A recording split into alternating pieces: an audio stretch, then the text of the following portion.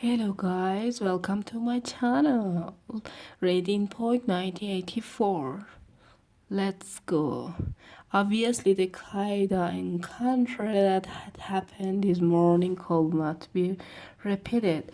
If she had worked in the record department, it might have been comparatively simple, but he had only a very dim idea where about in the building the fiction department lay, and he had no pretext for going there if he had known where she lived, and at what time she left work he could have contrived to meet her somewhere on her way home. But to try to follow her home was not safe because it would mean littering about outside the ministry, which was bound to be noticed. As for sending a letter through the mails, it was out of the question by routine. That was not even secret.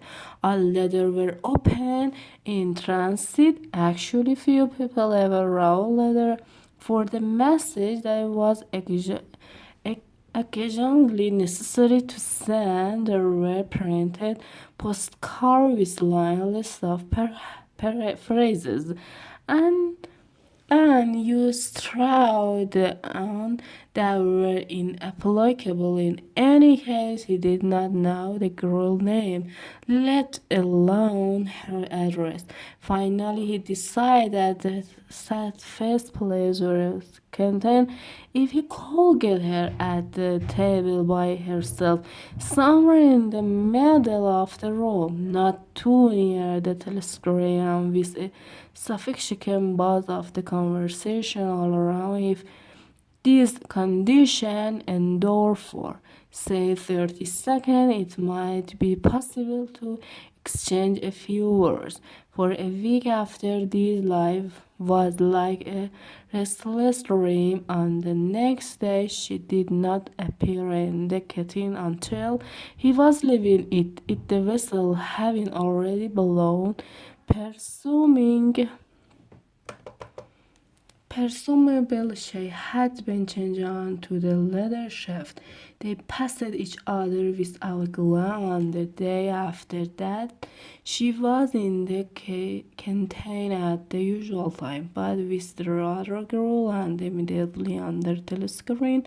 Then for the rate fully, she did not appear at all. His whole mind body seems to be filled with an unbearable sensitivity, a sort of transparency which may vary movement, very sound, very contact, very word that he had to speak or listen to any, and no even in sleep he could not altogether escape from her image. He did not touch the thoroughly during those days.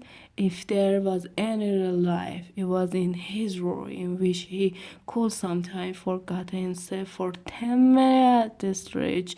He had absolutely no clue as to what had happened to her. There was no inquiry he could make.